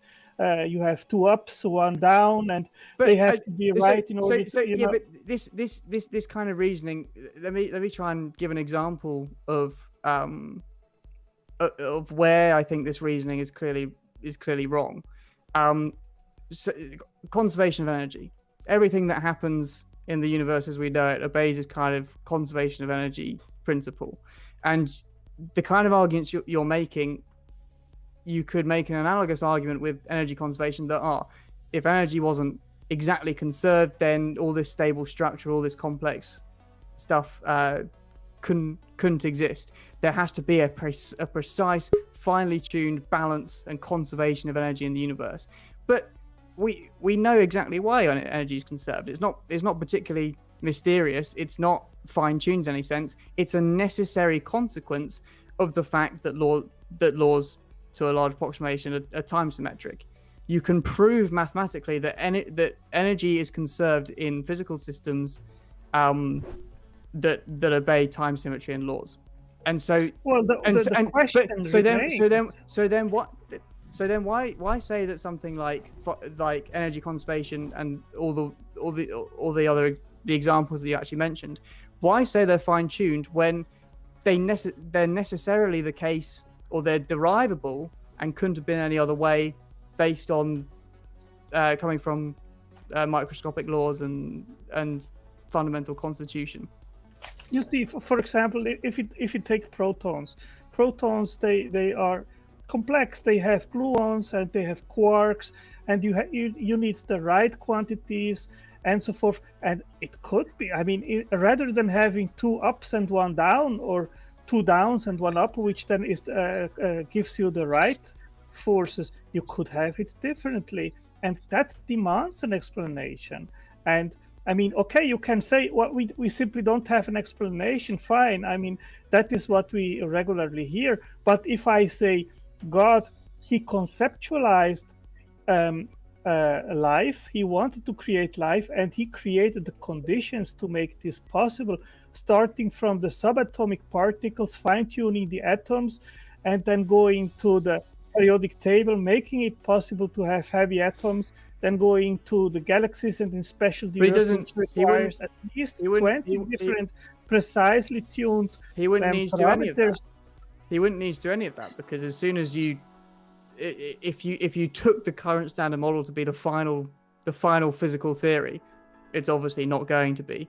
Yep. We know it's not. But if you took the current standard model to be the final physical theory, then all God needs to do is just set the values of the constants that aren't predicted from that theory, and all this stuff. He doesn't need to play with atoms. He doesn't need to play with cells. Doesn't need to do anything else, because all of that follows from this initial input. And then what you want to say is that this initial input has to be fine-tuned. What I'm saying is that this initial input isn't initial at all. It's just the frontier of science that we've got to. Okay, first of all, a theory of everything is something which we think exists below the laws which are known, but this is something which has not been proven yet. But even if that were the case, then that theory of everything also had to be set up, and it would have to be right, and then you have again the same problem. Not necessarily. When you say set up, what do you mean? I mean, if the claim is that the theory of everything would be simpler and instantiate, for example, the 26 laws of physics and so forth. I mean, even if that were the case, and we can reduce and find out that there is a formula which is simpler than the ones we know, that formula also would require an explanation why it is. Not if you don't accept PSR. I reject a PSR. I say there is no explanation. It's nomological. What's your response to that? Well, I mean, you can say whatever you want, but so then I'm not wrong. I mean, there is no explanation. Explanations are things humans seek. That doesn't mean reality must conform to that. There is no explanation. It just is. It's nomological. Yeah. That is your alternative. If you want to remove God from the equation, then all you can say is, well, natural world. Just how could I remove God from the equation when he was never a part of it? Well, that's your claim, but you have not demonstrated that. Well, I have. God is not there. There literally is absolutely no God variable in any equation ever at any time. Literally, God is not a part of our equations. Yeah, maybe you only have equations if there is someone that instantiates them, and of course, that's a very particular view on how mathematics. Yeah, I disagree with Matt, and I think I don't think it's a plausible. I can give you an example. What mathematics is. Well, I can give you an example. In order to play chess, you invent actually the rules, right? And there must be a mind which invents these rules. Those rules are normative. I would have said that the logic behind rules of chess is pre-existing. It's normative. That's the difference. The laws of physics are not normative.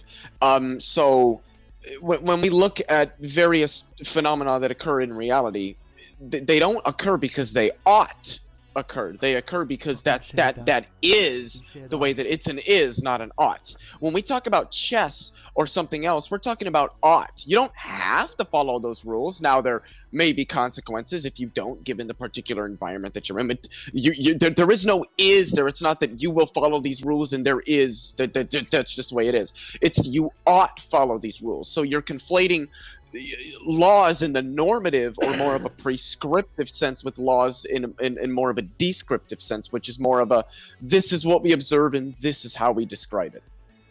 Yeah, it comes down again to the question: why are the constants? Why do they have the values that What they do you mean? have? Why? Because when I hear why, I hear one of two things. Why, in terms of how, as in what sorts of mechanisms or operations give rise to it, or I hear why in terms of some intention. So to give an example of this, if you come downstairs and you see that there's a teapot or a kettle boiling on your stove, you might ask your wife, why is the water in this kettle boiling? So let's And, use how. hold on. You could say, well, it's because of the convection of the heat, exciting the molecules, turning them into steam, yada yada. Give the mechanistic explanation. Or she could say, oh, I'm brewing tea. Would you like some? In the first one, that's a mechanistic why, more of a how. In the second one, it's intentional. There's an intention or some desire there. So when you say why, which one do you mean? Well, I would say if there would be no humans with intelligence, then the game of chess would never be instantiated, even if these rules could exist somewhere in a hyperspace or something like that. So you need a mind actually to visualize, to conceptualize them, to have the idea, and then actually to impose them as rules to play chess. And that's how I say actually the laws of physics, the constants which have to be instantiated by someone with intent, with the goal to actually create a life-permitting universe. I agree. The laws of physics are conventions that humans invented to describe the things, the symmetries and consistencies they see in what they observe. If we didn't exist, you're exactly correct. Laws of physics wouldn't exist. Mathematics wouldn't exist. Physics, chemistry, science, all of these things, none of them would exist. They're all conventions that humans use to describe the reality that we see and the ways in which we see it behave. But that doesn't mean that there must be intention behind. This is the problem with theism. This is why theism is ill-defined. There's never been an argument given for why intention must be behind the universe. Okay, let me give an analogy here. We see both a car in front of us. Your explanation, Leo, is, well, the car is just there. It is what it is. It has no explanation. It just is. And I would say that wouldn't be my answer. That's a false analogy because we know that cars. There you go. Before we even get to that stage, the analogy already fails, because the whole point of your analogy is that a car is something that you wouldn't expect just to see, and that's why it then requires an explanation. But we have no such. There's no analogous feelings to the universe. We have no idea whether this is something that you should expect to see or shouldn't expect to see. My position is to be ambiguous towards that and say we don't know. But it could well be the case that this is exactly what we should expect to see, and that's why it doesn't need an explanation. Well, in your analogy, the car needs an explanation because it's a surprise to see it there, because it's unexpected. But we don't know that's the case about the state we find the universe. Yeah, I mean, as I said previously, I stand to what I said. I think that our universe, the way it is, life permitting, is unlikely to the extreme. That requires an explanation. It is to be surprised that as I said before, there has not been any bridge between the fine-tuning as scientifically described in the literature and any kind of probability, any kind of likelihood. This is not something that's established at all. Well, I think that was addressed right at the beginning of our conversation, Matt, where I said that, for example, the fine structure constant, it has been shown. I can give you the papers. It is not constant in the entire history of the universe. Also, the initial I know you've said this, but you're still lacking. You're still lacking any way to get to probability. That you have absolutely no justification to say that this universe is unlikely. There's nothing you've done to get to that step. That's all what the fine-tune. Can I respond to Angelo's analogy before we move too far past behind it? Yes, if Matt says that's all right, Matt, do you have something you want to say, or I'll just quickly say that there's a complete difference between there being a small region in parameter space of values which are life permitting and probability. They're completely distinct, and there has not been a connection made between the two. Well, I mean, as I said previously, there is no physical reason why the constants are the way they are. No physical reason we know of. A proton could, rather than having two up quarks and one down, it could have the contrary. You say could, but I don't agree. I don't know that it could. I don't agree with your premise there. I don't know that it could. How do you know that it could have been? How do you know that it could have been that other case? Okay, so I will give you another example, which I hope will make this a little bit more clear. Okay, the nucleobases of DNA, they have a very specific constitution of atoms of a ring structure, which is made of nitrogen and carbon atoms. And if that would not be the case, then there would be no Watson-Crick base pairing. You wouldn't have the DNA ladder, and you would have no life. Sure, so but I don't accept. I don't think we have any. I don't think we have any conception that it could be different. No, listen. Can I finish, please? There are science papers out there which have actually made tests, and they have. I can provide them to you, and they have demonstrated that there could, rather than having a carbon atom, there could be a sulfur atom or whatever other atom at its place. There is no physical restriction which dictates that isomeric configuration has to be the way it is. But that's no issue at all, because that just means you can have sulfuric life. Why does that matter? We have carbon life because carbon is more versatile than sulfur. No, I am talking here specifically about DNA. Yeah. DNA has pyrimidine and purine bases. Please, Antangelo, you did go. Matt made a point, you retorted. Please let Matt finish. But I fail to see how that's a problem at all. You can have a sulfur. You can have a sulfur there, but I mean, if it doesn't affect anything, it doesn't change anything. Well, then that's why we don't find it in us. Then, I don't see what your point is. The thing is that you can put any isomeric structure there, configuration, and if you change it, then you have no. You don't have the right hydrogen force between the Watson-Crick base pairing, and you have no life, because then you don't have the chromosome and the DNA structure. So that demands an explanation. You have millions of possible configurations, and there is no physical restriction to actually replace the configuration with another one. I mean, that just sounds to me like if you, it sounds to me just like you're saying, oh, if you tried to make life out of a rock, you wouldn't get life. So, if you changed every atom in your life to calcium, you wouldn't have life. Well, the fact that there is a DNA molecule which is information bearing and has the right structure, which could be perfectly different. There is no physical necessity that DNA has the structure it has. That demands an explanation.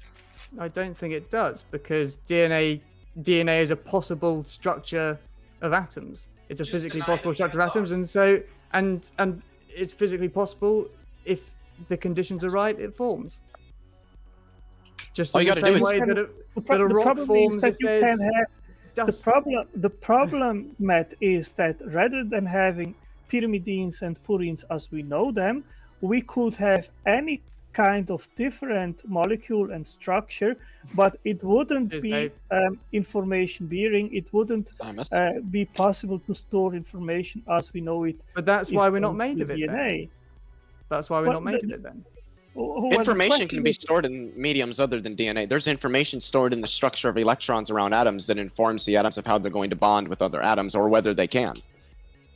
Well, that has nothing to do with the fact that DNA stores biological information which is necessary to have life. And atomics store atom information.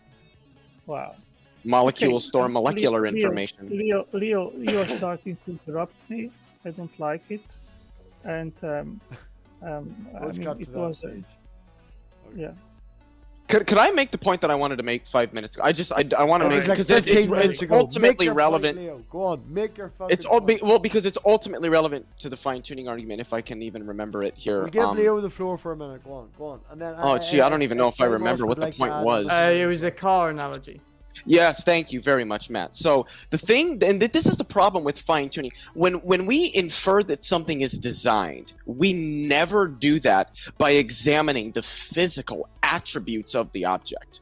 The physical attributes are not what inform us of whether something is designed. It's our priors, our prior experience, and our prior knowledge of things being designed that informs us that they're designed. So if you're walking along the beach and you see a watch in the sand, you don't presume it's designed because it sticks out. You know it's designed because you know that humans design watches. This has to do with your prior knowledge, not the physical attributes of the thing. So when you say, well, if a car appeared in front of us, of course I'm going to presume it's designed because we know that humans design cars. We've never seen, and this is the problem, these intelligent design conspiracists will make the claim that we've never observed any human anywhere or anything else make life in a lab, i.e. we've never observed an intelligence design life.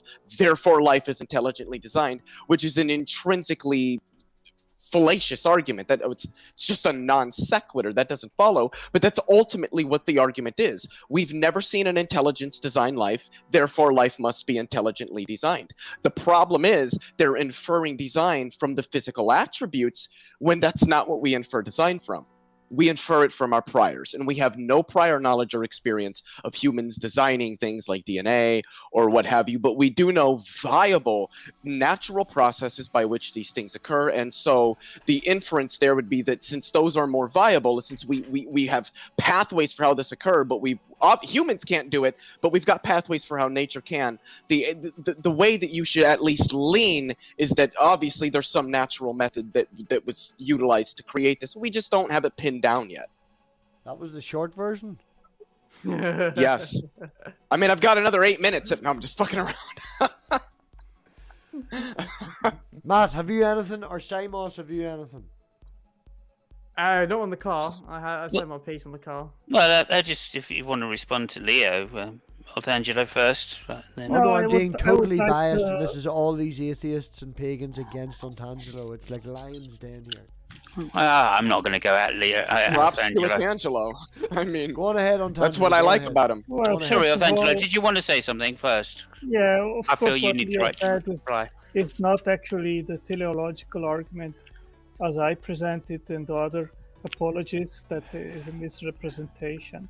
But Matt, I would like to ask you, if you see, if you go to a library and you take there a book out of the library and then you open the book and it is a book full of blueprints, and that blueprint, you see a blueprint of a factory full of machines, and it instructs how to instantiate that factory, and it has a specific purpose to make specific products. Right. And then you look the next pages, and then you see the factory actually instantiated based precisely on the instructions of these blueprints. Now you have no information whatsoever in regards of who made the blueprint and the factory full of machines. And you have two options. One is, Leo, could you stop to I don't know what I'm doing, man. I swear to fuck, man, I'm thinking the Okay, exact sorry. same thing. Look at the private That's chat. not I was like, exactly look at true, Leo, he's though. like a fucking nodding chicken. He's one of them nodding chickens. If you see blueprints, you've got some information as to whom did We it, know but you blueprints don't. come from Hang an on, Leo. You No, know, I am asking, you know asking who that. did it. You just don't know the individual name of the person, perhaps. But you know that Okay, it's got to be so- a person, right? Wow. Okay, Leo was either muted. I can make the point, or Sorry, dude. I didn't realise that was this very makes no offensive to sense. you. Go ahead. no, it's not about being offensive, but if you guys want to have a good conversation, that's not how it works. Oh, in all honesty, Samos is But- quite. There's a cross connection there. He was trying to shut down Leo. Samos is one of the most respectful people you will meet on time, so go on ahead. Okay, so you have two options. You don't know who made the blueprints and the factory. One is chance, random natural forces, and the other is someone intelligent which had the goal to make that factory for specific purposes. Which of the two answers is more case adequate? Yeah, this kind of dilemma is something that I've always had a problem with. People pose it between random chance, random forces, and designed, but I don't think those are the only two options. It's a false dilemma. Physical laws aren't random chance. Physical laws are, in a way, necessary is perhaps the wrong word, but their mathematical structures and the relationships that hold between their parts are necessary ones. And so I don't think the world's formed by random chance and random forces. I think the world's generated by a set of mathematical principles and mathematical frameworks and this is what necessarily results from them. What do you think? There's no chance involved. Oh, Matt, okay, I'd just like to say, sorry, let me just introduce there. Well, yeah, I know it's wow. Let me just say something to Matt a second, if I may. Which is, of course, you're not saying they're instantiated. You're saying that those mathematical principles. You're saying those mathematical principles describe the natural world, right? If you don't moderate this, I will leave. Every time you do that. I actually was now on Tangelo. I know that we've been going for a while. We're trying to go back and forth. I did say in the side chat that Simos was going to get a chance to talk. Simos is only coming in, and we are going to be rounding up because it's getting late. So Simos I want to give him a chance to actually say something. He's only joining, and we're only going to go for another 5-10 more minutes. I was muted when I was trying to moderate there, so I do apologise for that. But sorry, Simos. What was your question? It wasn't a question. I was just kind of making a slight point that you weren't saying that the laws of the nature is actually influenced by these laws. You were saying these laws describe the natural habits, right? I'm in my own head. I'm constantly flitting between that they're merely descriptive and that nature actually is a manifestation of these logical frameworks. Okay. That's manifestation is another word for description. Yeah. Okay. Go ahead. It was just clarification you were looking for, Simos. Thank you very much. On Tangelo, go on ahead. So, what do you think does my analogy relate to? Well, I think it relates to anything in human spheres and everyday life. But the universe isn't the fundamental workings of the physical world isn't something that is going to conform to our intuitions and our experiences of everyday life. I don't think your analogy really applies because we simply have no idea. I understand that you maybe don't immediately recognize. Did you just interrupt Matt while he was trying to say something on Tangelo? Because that's not nice to do, you know. No, I'm not being rude or something. I perfectly understand that he doesn't make the relation to what I apply the analogy. It is actually not in regards of the workings of the universe, but in regards of the origin of life, where we have precisely that situation where we have a DNA molecule which stores information and directs and stores the assembly instructions to make all the necessary parts to have life, like the proteins, which are molecular machines, and then the cell itself, which is like a factory, which produces all the basic building blocks which it uses for itself. And we have here a precisely same situation, and you have as well to explain where does the information storage device come from, which is DNA, the molecule, where does the information come from, which is stored in DNA, where does the language come from, which is the genetic code, where does the translation just to answer it fairly simply. I was in the middle of finishing, and you did interrupt him on Tangelo. You did the exact same. So I feel I understand your point enough to start talking now. What was I going to say now?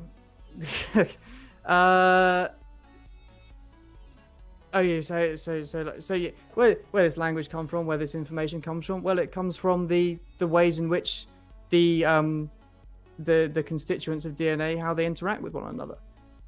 They interact with one another, and it's their forms of interactions and the logical frameworks that describe how they interact and how they behave. That gives rise to a structure in which information can be stored. and Degrees of freedom. And the information is stored in the reactions and interactions between these things. Right. Now, if I could just jump in before... Sorry, first of all, that's not how we see that things work. I'm going to jump in. We have never observed that instructional Angelo, you're going to get your bit to retort. You are going to get your bit to retort. Naturally by unguided means. You have a statistical problem. The unlikeliness to have the minimal information, the quantity necessary to start life is far beyond what chance would be able to do. Well, as I said, I never said it was chance. Yeah, you have no physical necessity here because the sequence of nucleotides could take any sequence that you want. Otherwise, you couldn't have an information-bearing molecule. So you can discard physical necessity. All I need is that they're possible, not that they're necessary. I don't need. If I can just interrupt for a wee minute here, right? What we're going to do is we're going to round it up. So Antangelo, make a retort to Matt. Then I want to give Simos the floor to ask a question because he's taking his top off. He's got the nipples out, all right? So we'll have to give him the floor. And then after that, we're going to do a roundup. We've been going a couple hours. I definitely want to get Matt back. This has been absolutely, I think this is your first live stream, Matt. I did one with Nathan on Digital Gnosis. I did one with James. Great show. Fuck off. Third. It's your third. Third. I'm used to seeing you. I hope you've had fun. I genuinely hope you've had fun. It's been definitely a lot of fun for me. Who's just joined? That's a really bad comment. Oh, it's Sammy. What the fuck are you only becoming a member for now, man? Me and you were friends before I had a fucking channel. What's going on? Took too long. Anyway, Matt, thank you very much for coming. Thanks everybody for coming here tonight. It has been a fucking shitload of fun. So, yeah, Antangelo, we'll let you retort. Simos, we'll let you have a question, and then we'll go around the panel, and everybody gets a statement, not a fucking question. So don't be poking, just get a statement. All right. So go on ahead there. If you have another future eventual conversation, so here is my last word. There is either chance or design. That's a true dichotomy. You can pick either one or the other. There is no physical necessity. Prove me wrong.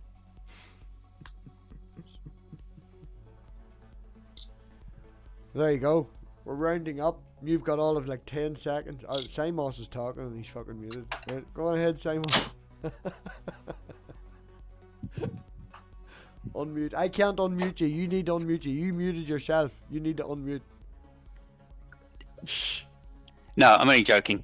Okay, so yeah, your analogy. I mean, Leo's example was more than enough to deal with your analogy that you gave. I feel, and you didn't really respond to Leo in what I considered, what I thought was to be a fair way. However, no, I mean, as far as this particular fine-tuning thing goes, I don't think I've never heard a reason why somebody who's arguing for design has ever given me a reason to believe that the constants have a uniform distribution. And that means that there's no real chance, there's no real way you can actually say that something is or isn't fine-tuned. And until I actually hear a good reason to understand that there isn't, that the constants are uniformly distributed, then I don't see why anybody should give credence to the fine-tuning argument in the case of trying to support design. Do you have a reason, Angelo, why you think that That's a question. This is the question. This is the question. You said I could have one question, no? Oh, yes, you're the exception. Right. So that was my preamble to the question, which of course is to Angelo. Could you give me one reason why you think that the constants of nature are uniformly distributed in this in all universes?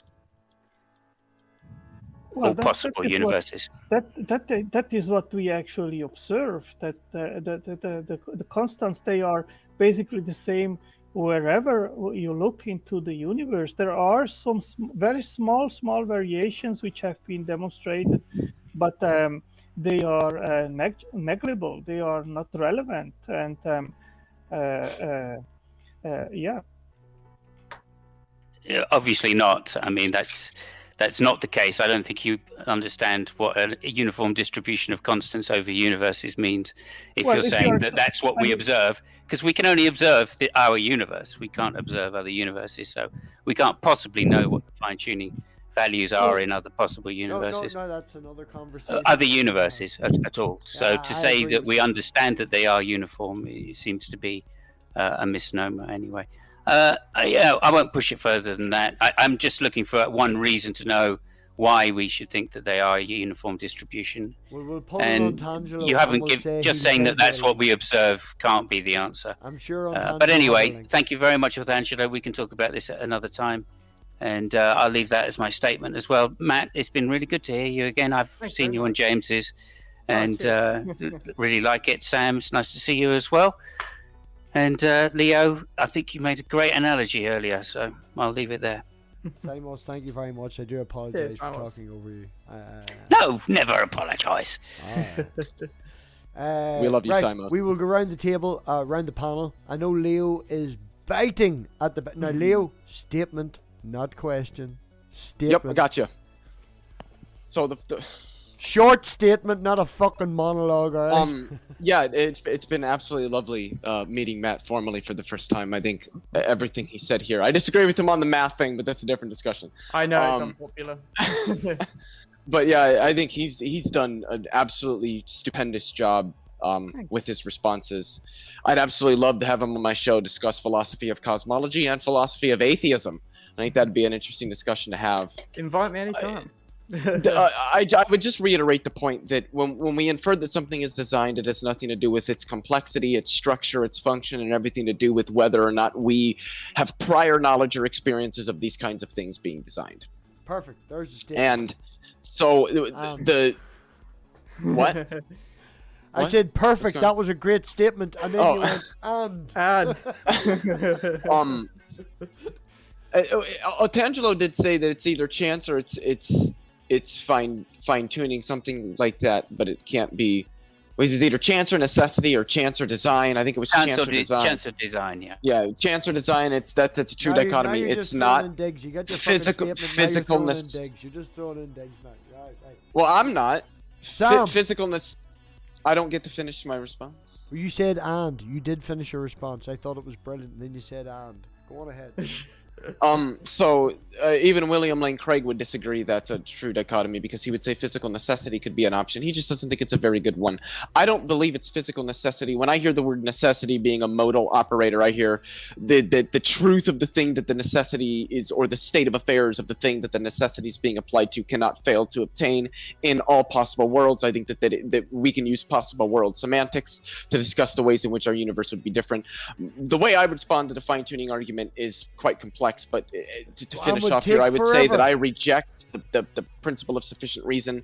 I don't think that all things require some form of sufficient reason. I think that the laws of physics are descriptive, and I think that reality fundamentally itself is nomological. It exists simpliciter in and of itself without qualification, condition, or further justification. Thank you. Now, just checking. You're done. Yes. Okay. Sam, is there anything you would like to say? Or do I have to unmute you? Yeah, go on ahead, Sam. Yeah, there we go. So nice to see you again, Otangelo and MathPig, and nice to meet you guys. I think that the issues with the argument from design have been fairly well stated this evening. But if anyone wants a dickish response to it, go and look at the ancient Greek concept of primordial chaos and present that as an alternative. Thank you. Otangelo, is there anything you would like to promote or talk or make a statement about?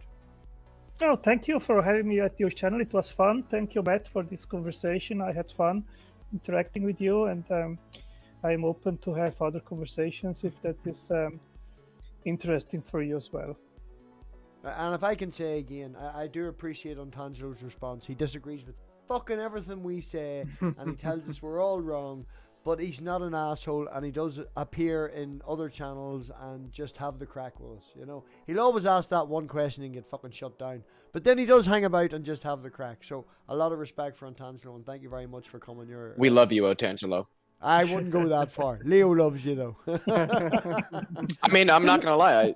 I do, as you know, one human to another. Yeah, I think he's a great guy. We disagree. Sometimes we get at each other's throats, but he's a good guy.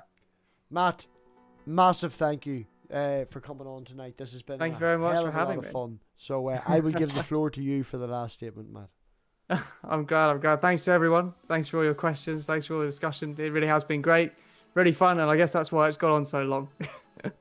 Yeah. I think the longest we have actually done is we did a couple of weeks ago. We did actually do a full 24 hours, but oh god, yeah, I don't have time for that, I'm afraid. That was no.